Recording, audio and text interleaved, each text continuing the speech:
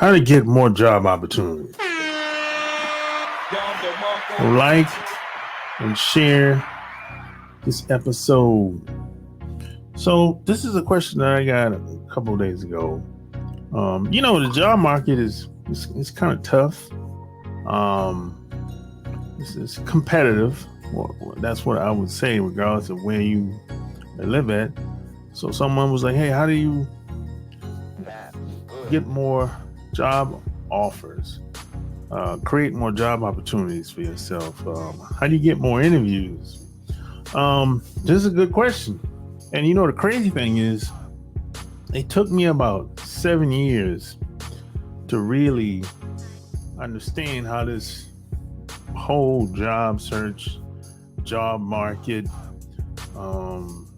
interview process really works, and I didn't have anybody to give me any useful information at the time, unfortunately, because a lot of this stuff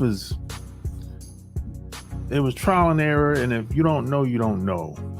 And almost based on my experience, no one is going to really give you any information that's going to help you out. It's not going to be useful information. There'll be something broad, something that, doesn't really help out at all. The only thing some people can do, if anything, is to help you get a job directly. And if that ain't the case, anything else is usually useless. Based on my experience, maybe you know people, you network with people, and that's a great thing. This is something I recommend. Go to events in your local area. Meet people at these events. Hopefully, some of them work in the HR with some of these big companies, or even small companies. They might be able to help you out if they like you, or maybe they might dislike you. You just never know how it's going to shake up when you go to a lot of these events. And I would say also try to reach out to some of these people online as well. There's a lot of you got LinkedIn.com. There's a lot of these groups on LinkedIn.com, and there's a lot of professional people on LinkedIn.com. Some people respond, some people don't. It really depends. Some people, if they don't know you, they might respond, and sometimes they might not. But you don't really have anything to lose. And I don't pitch them what I'm looking for. I usually just try to be cordial. Say, "Hi, my name is such and such. I see you're in the field of whatever, blah, blah, blah company. I'm interested in doing the same line of work, blah, blah, blah." You know what I'm saying? Whatever. I usually leave it like that. And at the end, I usually say something like, I usually, I'm going to talk to them, send an email or get them on the phone or something like that. And eventually, I would like to talk to them, in some way, shape, or form. Whether it's over the phone or in person. But hopefully, you might meet them at some of your events in the area. Because some of these people that work in the HR, they go to some of these local events. So, you might get lucky. You just never know. You know what I mean? But so that's what I would recommend. Start online first before you decide to go anywhere. And what I would say is you have to be laser focused and your target. When I say target, you have to know exactly what job you want, where you want it at, and what your role is going to be, and the skill sets that you have that's going to be a match for that job. And you're not going to have every job skill, that they're looking for. And they know that. No one's going to have every job skill. They know that. There's some things you're going to have to learn when you get there, because you don't know everything. No one does. So these companies, they already know that. The HR person, they already know that you don't know everything. But you have to have an understanding of what the job entails. That's the thing. So what I do is I try to be as close to that job description as possible. Everything from the title to the details, the function, the skill sets included. I try to be as close as possible. And I look for other similar jobs as well. And my resume has to be the same, close as possible. From skill set, the title of my resume, to everything, from top to bottom. And I try to have no more than 2 pages when it comes to my resume. Some people think it doesn't make a difference. I don't know. I think it does make a difference. Unfortunately, we don't have most people. These companies have scanners, and they're not.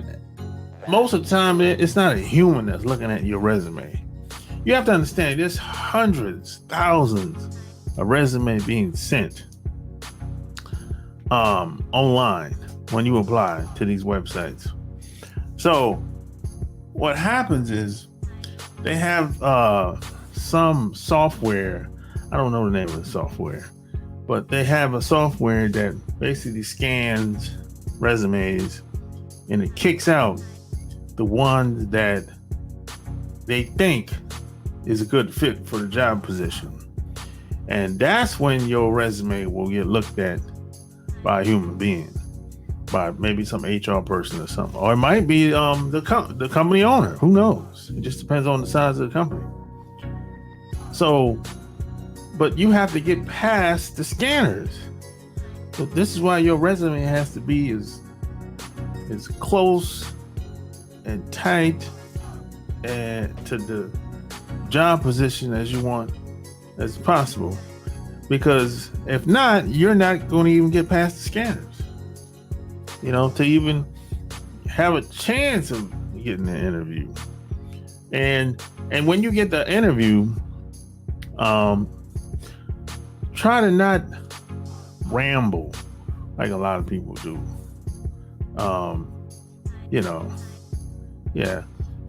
So, but that's another, the interview process, that's a whole nother story. But I would say this. Now, when you're applying for these jobs, there's a front way, a side door, and a back door. So I'll give you an example. The front door, this is an analogy I'm using as far as applying for jobs. The front door would be going to the website and applying like everybody else, right? Which is one way. The side door would be you met somebody that worked at this company and they give you a referral and you get an interview. The back door would be you FedEx or UPS your resume to somebody in HR. So that's what I mean by the front door, side door, and back door. And there's also a crack, but that's a video for another day. So what I'm trying to tell you is there's more than one way to get in and apply for jobs within these companies. That's all I'm saying. And when you apply for these jobs, you have to take massive action.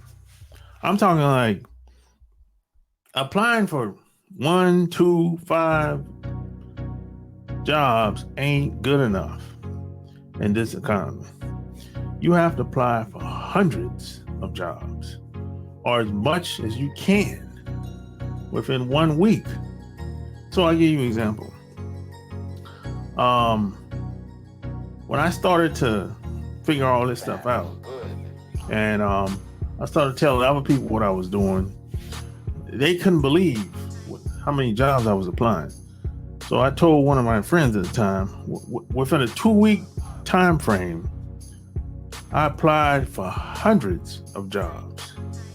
Hundreds. You heard me right. Over 100 jobs I applied within 2 weeks. And you might say, well, why is that?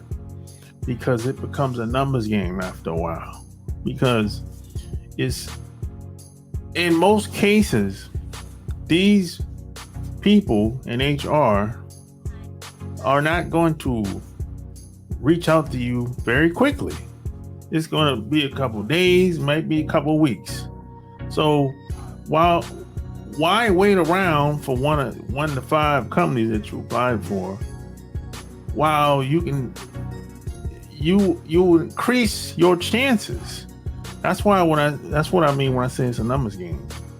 And it gives you more options. You don't necessarily have to take the first job offer or the first interview. You can actually say no, because you got so many phone calls coming in. It's like you can say no. If the pay is too low, you can say no, I'll decline. Thank you for your time. If you don't, whatever, doing the interview, you might not like something. Who knows? But you increase the odds in your favor. That's what I'm trying to say. So that's why I applied for hundreds of jobs, as many as I can. And these jobs are targeted. I read everything, of course, read all the details that they posted, whether it's on Indeed or what's that, Simply Hired or Glassdoor. There's a lot of these sites. It doesn't really matter the website, but what matters is that you're taking massive action and you're applying for these jobs in multiple ways, whether it's through a person, whether it's online, or whether it's in the mail. But you're doing it in a very strategic fashion, and it's productive, and it works. I know for a fact it works. And now you might be asking, okay, out of all these hundreds of jobs that I applied for, how many phone calls did I get? That's a good question. I would say within a 6 months time frame, the first 100 applications, I probably got over 10 phone calls. And most of them, nothing came out of them. But I ended up getting a job offer that I liked. That's the whole point. You want to position yourself where you have more options. You don't want to be sitting there with, you just applied for 4 jobs in 1 month, and one of those companies might call you 4 months later, and by the time they call you, you already got another job doing something that you don't like. See, that's just not a good strategy, in my opinion. You know, I just don't. I just don't think that's a good idea. So I created my own way of finding and applying jobs and creating more opportunities for myself. So hey, if you need more help with this, let me know below. Smash the like button. Tell me what you think. Because, I can go into details. I can even help you out. I can even help you out with your resume. If your resume suck, that's a problem. Because you're not going to be able to get past the filters. And it's not just having a good looking resume. It's what's on paper. It's how you're presenting yourself on the resume. So if you have if the resume is not good enough, and you know if your resume is not good enough because nobody's responding to it. You're not getting no emails and you're not getting no phone calls. So that means your resume ain't good enough. Regardless of how good you might think you look, it doesn't matter what you think. What matters is what the market thinks. Because the people in the market is going to pick up the phone or send you an email because they want to hire you. Hopefully, they think you're at least a good fit. So, any help, just leave your comments below. I'll get back to you as soon as possible. Tell me what you think. Until next time, I'm out. Peace.